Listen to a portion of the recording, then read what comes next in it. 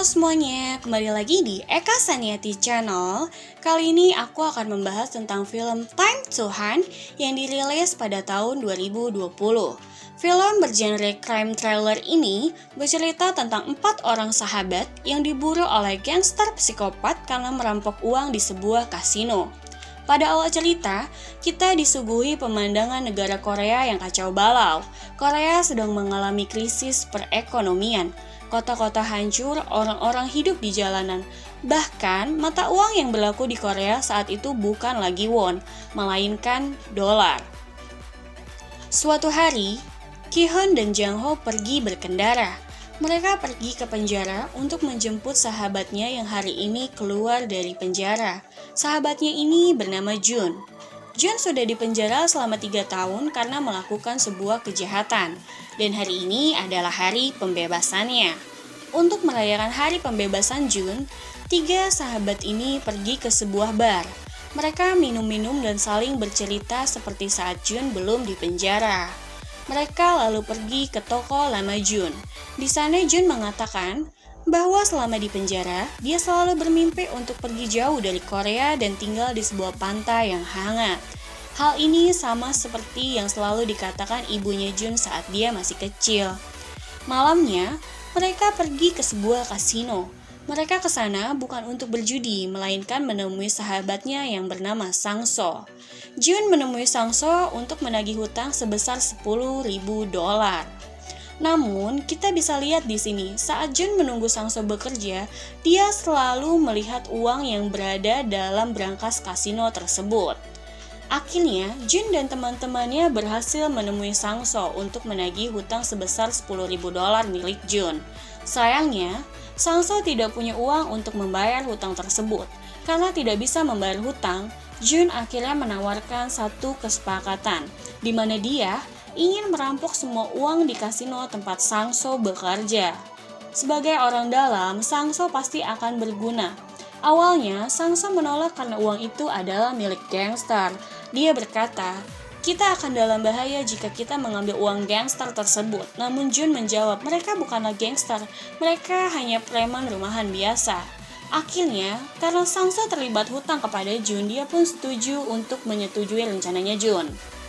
Setelah pembicaraan panjang, Ki-Hun dan Jang-ho pun setuju ikut dalam rencananya Jun.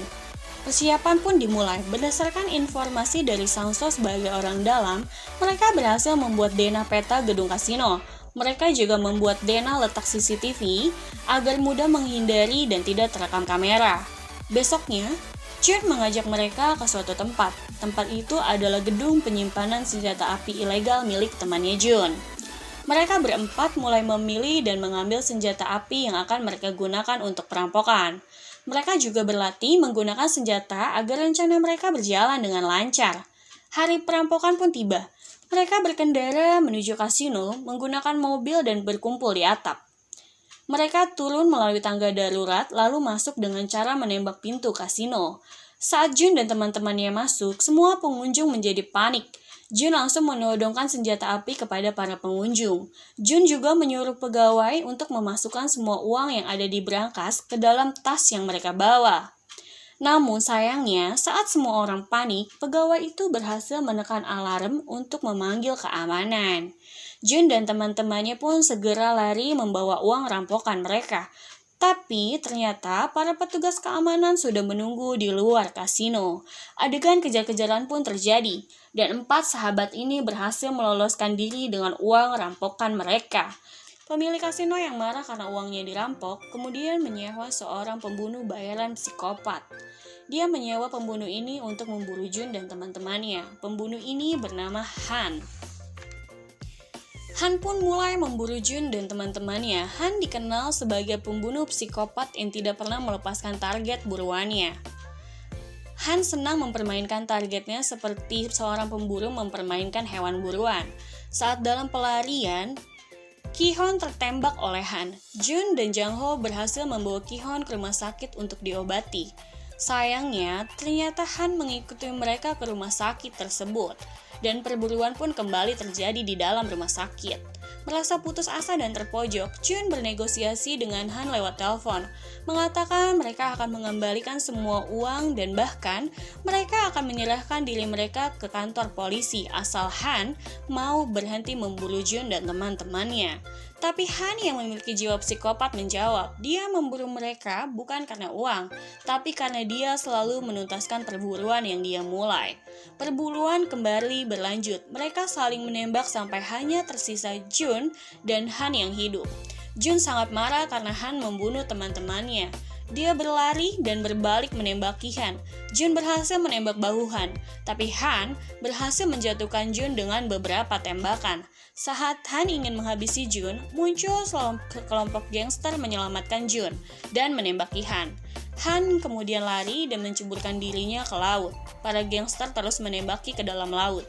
Skin berpindah pada Jun yang berada di atas kapal. Dia selamat dan memutuskan pergi meninggalkan Korea. Jun tinggal di rumah tepi pantai, seperti mimpinya. Namun Jun tidak pernah hidup tenang. Ia dihantui ketakutan. Han akan datang memburunya. Dia yakin Han belum mati dan suatu hari akan kembali datang memburunya. Tidak mau terus-terusan dihantui rasa takut, Jun akhirnya memutuskan untuk kembali ke Korea. Dia bertekad untuk memburu Han sebelum Han memburunya, dan film pun selesai. Sayangnya, akhir dari film Time to Han ini terasa ngegantung banget kalau misalnya film ini dibuat sequel kedua, di mana kita bisa tahu bahwa Jun bisa menghabisi Han atau tidak. Oke guys, hari ini cukup sekian videonya. Sampai jumpa di video selanjutnya.